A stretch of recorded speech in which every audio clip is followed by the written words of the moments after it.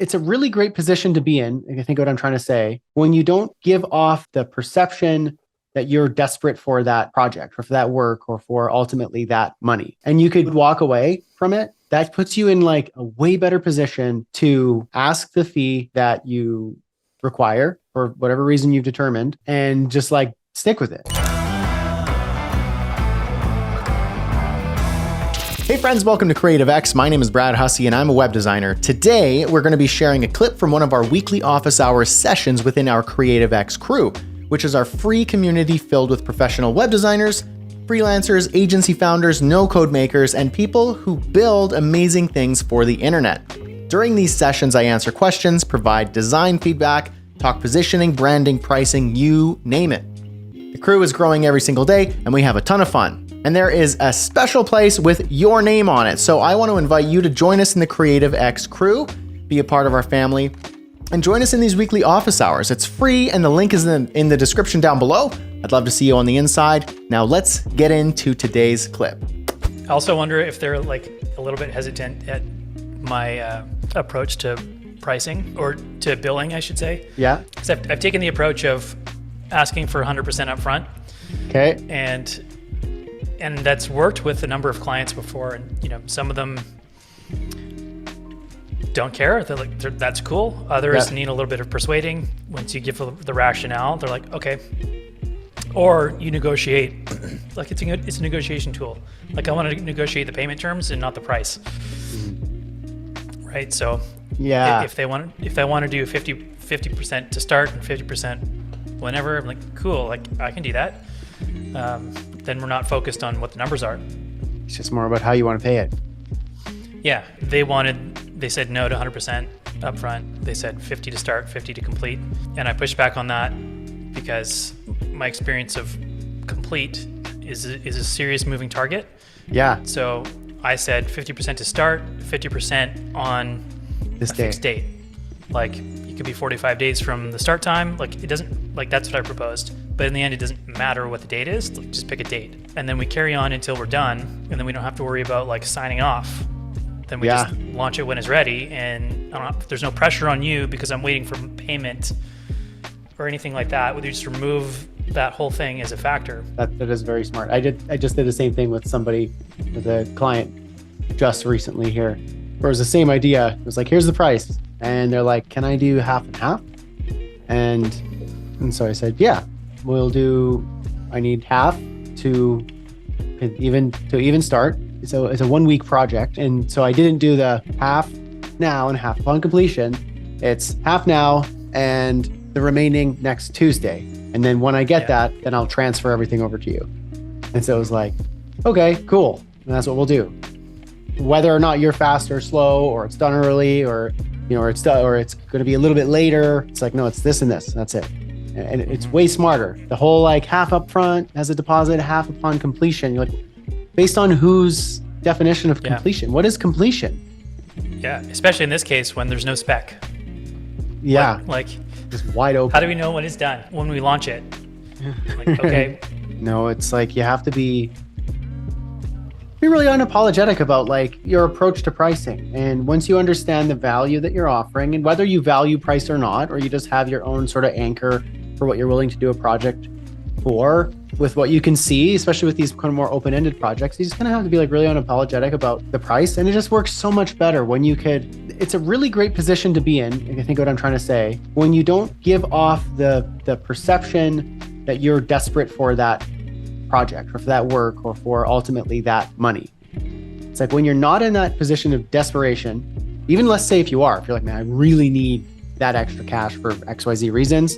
Like when you don't give off that perception and you could walk away from it, that puts you in like a way better position to ask the fee that you require for whatever reason you've determined and just like stick with it. You're not like apologetic about it. You're not in a position of like, I really need this, like desperate, coming off weird. And then you can kind of just more so take the approach of like, take it or leave it. Like if you don't accept this, like I'm not going to chase you down about it because I have to move on to other stuff.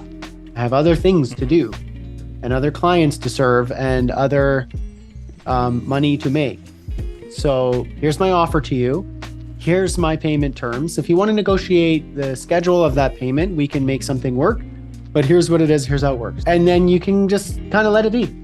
And it feels really good, because then that also comes across as, when you're not desperate, you don't give the client that feeling of, okay, well, now I'm in control of whether or not you get that accepted offer. It's like they feel like, oh my gosh, like, okay, so it's not my choice here. It's like, I could say yes or no to this, but I can't manipulate you, so to speak. They just are, that's what it is. Take it or leave it. And I'm not leaving that on the table forever, because I've got stuff to do. And it often works much better, and it feels better too. So I heard on like a short video, it was a very interesting take.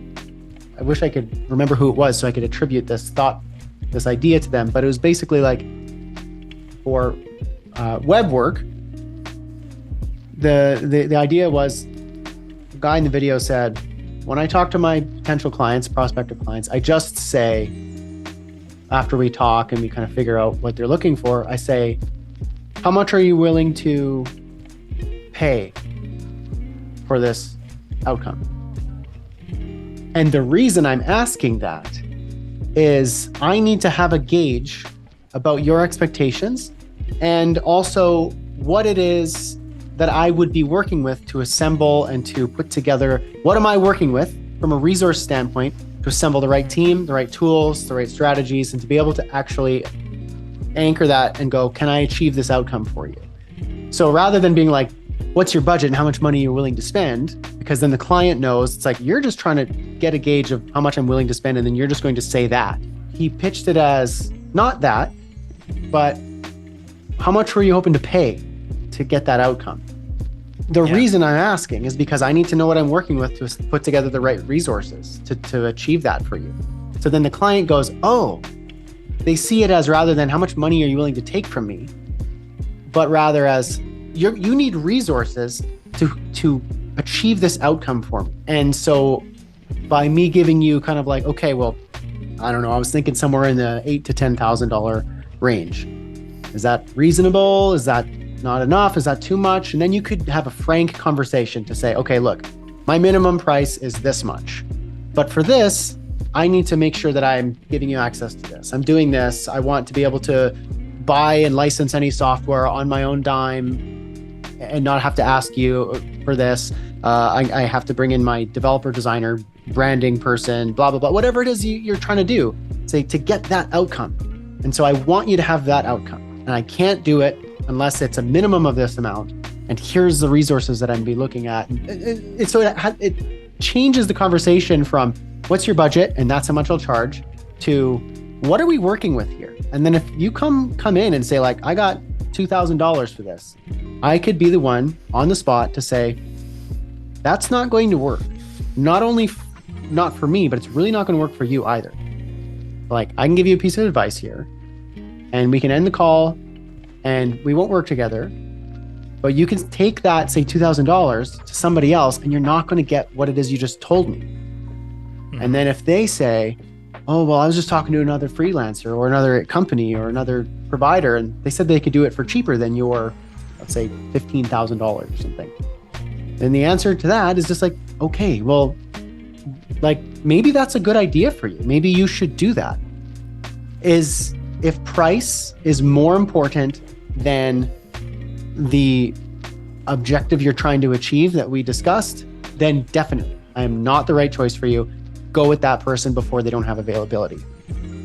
Is that what's important to you, is the price? And then they would probably say, if you've done your work and talked to them and assessed the situation, they go, well, it's not really the price that I'm looking for. Like, what I'm really trying to get is selling 50% more products on my store. And I've got all these problems with the site and the strategy, and I'm not hitting that. So it's like, okay, well, you could spend $5,000 with that freelancer and save yourself $10,000 one time. Or, we could just do it my way which is I'm going to help you make that extra amount year over year, or month over month, or quarter over quarter, whatever you can, project in some capacity. So it just changes the conversation from, like, what's your budget and how can we kind of nickel and dime each other, to what do you want? Here's what I need to get you there. Do you want to get there? Okay, well then this is what I'm going to need to do that. It's not me just trying to gouge you for money. I hope you enjoyed that clip. If you have any comments or questions, post them down below. And also don't forget to join the Creative X crew. The link's down in the description. And while you're here, why not check out this video? And I'll see you in the next one. Cheers.